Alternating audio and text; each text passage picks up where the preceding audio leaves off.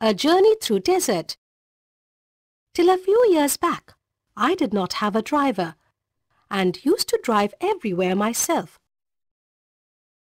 The petrol pump, where I filled petrol from, had a service station beside it. Some Saturdays, I would take my car to that service station and stay there until it was serviced. There were two boys, perhaps 14 years of age, who worked there. They were identical twins. One was called Ram and the other one was Gopal. They were very poor and did not go to school, yet they could speak many languages.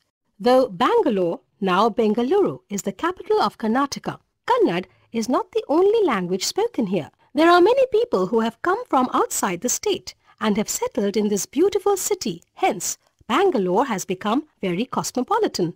These boys had met many people during their work at the station and so could speak Kannada, which was their mother tongue, and also Tamil, Telugu and Hindi. Ram and Gopal worked as errand boys. They were always very cheerful and everyone liked them. The servicing of my car used to take about 2 hours. The boys would bring a chair for me and I would sit under the shade of a tree and read some books. Over a period of time, I became friendly with them and they told me about their life. They did not have a father. Their mother worked as a laborer. They stayed in a nearby slum with their uncle. They had studied up to class 4, but then had to drop out as they were too poor. There was nobody who could guide and teach them at home. Though the salary at the service station was not much, they got free breakfast and lunch, and sometimes some small tips from the car owners. They had no fixed working hours. They came around 8 in the morning and went home only by 8 p.m. Sundays were the only holidays they got. In spite of all the difficulties they faced, these kids were always smiling. They never said no or grumbled about any work they were told to do. I have seen children in many well-off families with grumpy faces and no happiness. If you ask them to do any work, they give hundreds of reasons to avoid it. I suppose happiness does not depend on the amount of money in the bank.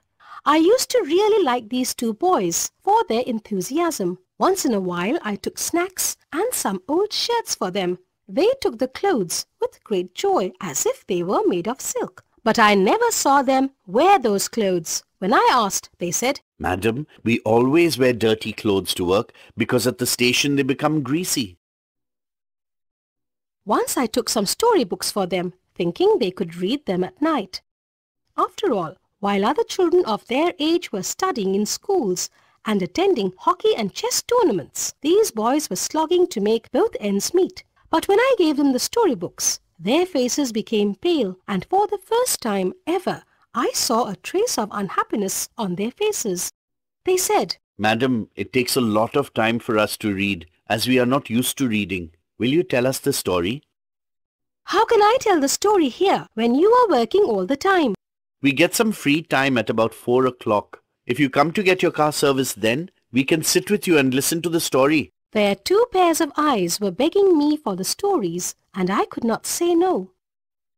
I remembered how my own children always insisted I tell them stories in the night.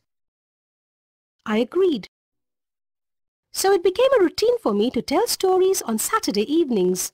I went there even if my car did not need to be serviced. They were very attentive when I told my stories and waited eagerly for more. This went on for many months. Then I decided to get a driver and stopped driving myself. My driver took the car for servicing after that. And I did not meet Ram and Gopal for a long time. Time flows like water. After almost a decade, one day my driver was complaining about some problem the car was giving him. I told him to get it repaired. My old car had outlived its life, but was still working. When my driver came back from the garage, he said, After looking at the car mechanic asked about you. Do you know the owner of the Good Luck Garage? I have not heard this name. Is it a new garage? It is relatively new. I always prefer to go to the garages owned by youngsters. This young man is very sincere. It seems he has known you for a long time. He asked if you are still teaching in the college. I could not think of anyone I knew who could be owning a garage now. Since my driver did not even know his name, I was unable to place him and assumed it was some old student of mine, though since I teach computer science, I could not figure out how this person had shifted to automobile engineering. When my driver told me a second time that the owner of the garage had asked about me, I felt I should go and meet this man who was so concerned about me.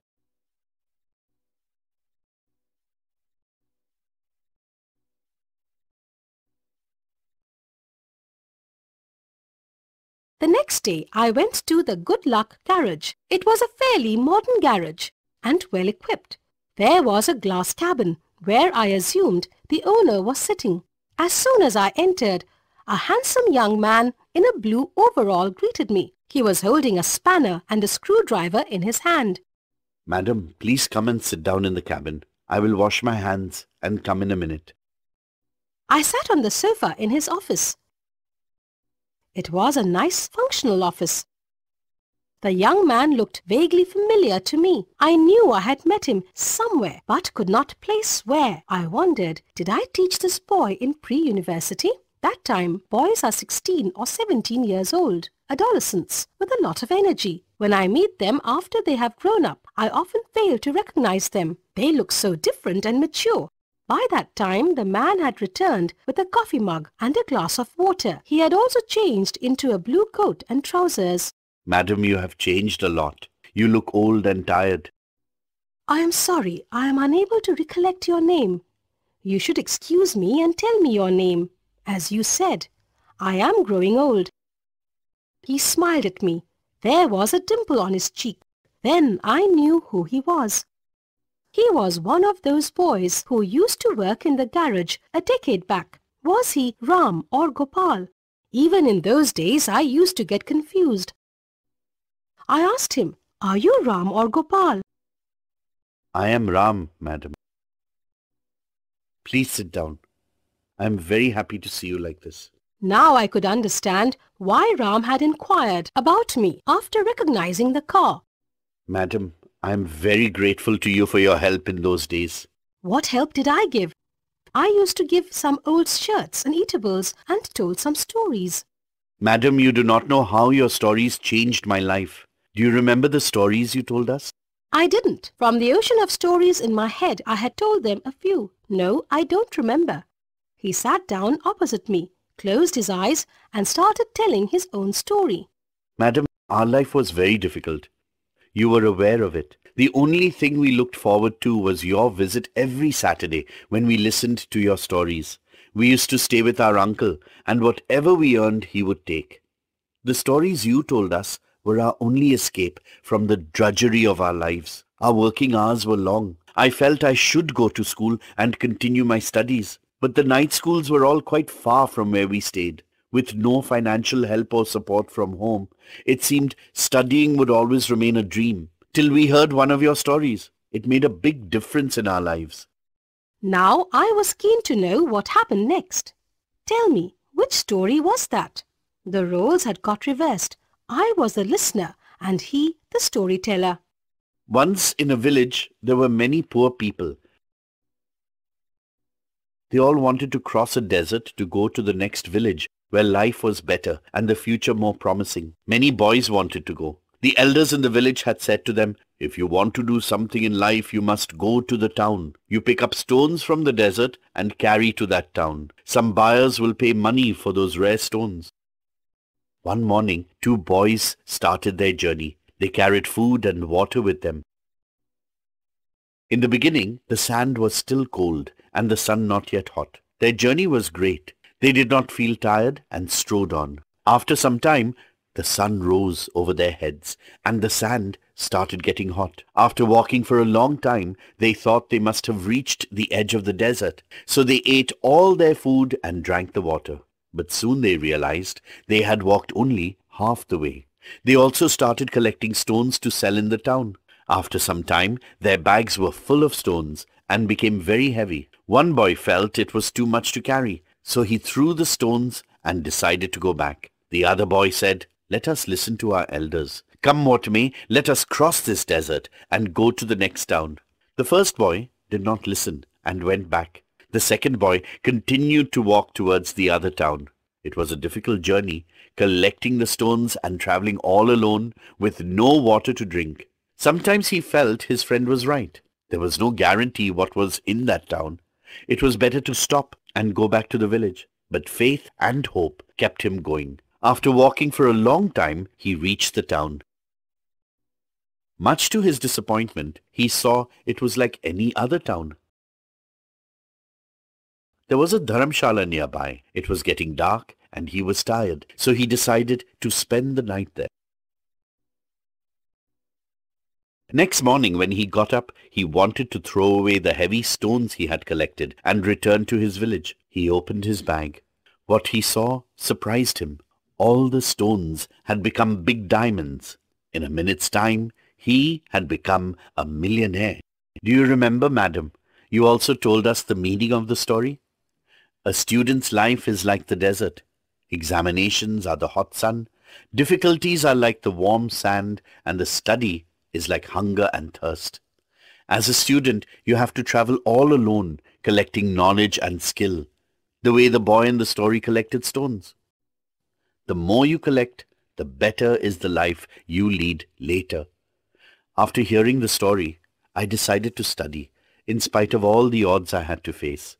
With a lot of determination and after facing many difficulties, I managed to finish school. The service station owner was also helpful. When I got good marks, he helped me pay my fees for an automobile diploma. I continued to work while I learnt. Later, I took a loan from a bank and started this work. By the grace of God, I am successful and have repaid my loan. I am a free person now. Madam, rich people are usually scared to start a new venture.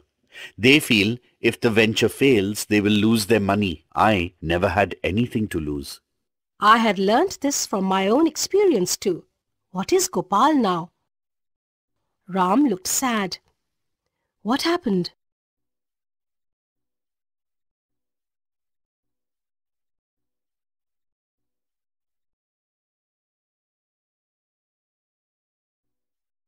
Gopal's state can also be explained by another story you told us. It seems there was a jackal in the desert.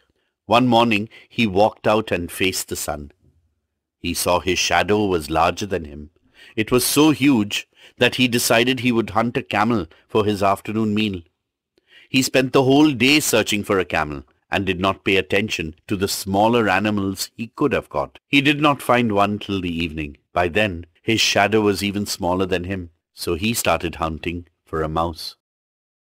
Gopal was the same. He always tried to do things beyond his capacity and failed miserably. He doesn't even want to work with me. Now, he is a helper in an office.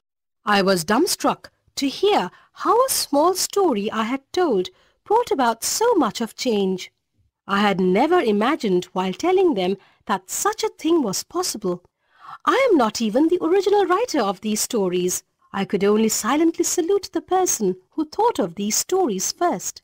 Did he or she realize the effect they would have on two children after so many years?